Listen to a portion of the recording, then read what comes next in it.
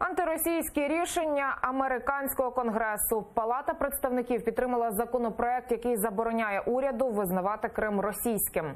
Крім того, конгресмени вирішили дослідити доходи Путіна і засудити дії Кремля через замовчування обставин політичних убивств, зокрема опозиціонера Бориса Німцова. У Кремлі на це відреагували емоційно. Речник Владимира Путіна Дмитрій Пєсков назвав ініціативи Конгресу США оскаженілою русофобією. То, що ухвалили конгресмени, що так роздратувало росіян, докладніше Вероніка Іващенко.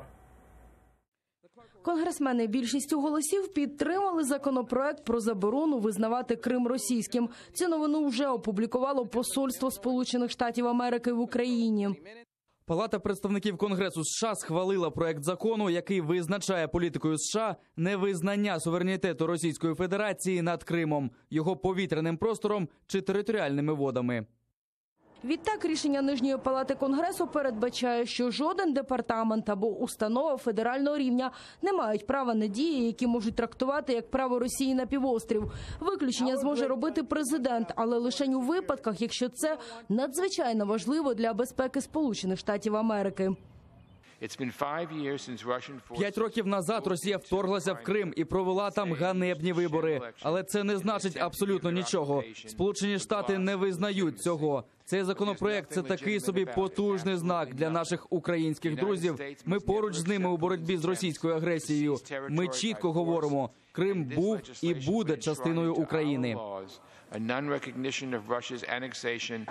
У Держдумі, як завжди, по-своєму відреагували на новини з Вашингтона. Кажуть, більшість актів там нібито схвалюють лише для внутрішнього користування, а відтак це не матиме впливу на міжнародну ситуацію навколо півострова. А ось у Верховній Раді останнє рішення американських колег привітали.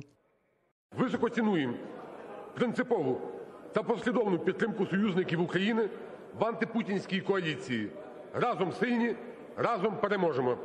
Вітаємо рішення наших партнерів. Згадав Росію і держсекретар США Майк Помпео. Він переконаний, Росія анексувала Крим та вторглася в Україну, аби взяти під контроль її газотранспортну систему та місцеві поклади корисних копалин. А будівництво газопроводів, таких як Північний потік-2, це ще один вид тиску на Україну.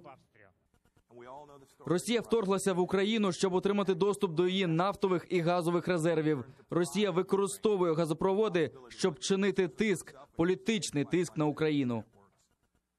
Загалом Палата представників ухвалила одразу 4 законопроекти, спрямовані проти російської влади і особисто президента Путіна. Окрім невизнання Криму російським, ще 2 вимагають від Нацрозвідки США підготувати для американських конгресменів звіти про можливі військові дії Росії проти країн НАТО і про активи особистого очільника Кремля Путіна. І нарешті останній документ засуджує Путіна за приховування подробиць вбивства Бориса Німцова та закликає Росію дозволити провести міжнародне розслідування злочину. Вероніка Іващенко, Заман, АТР.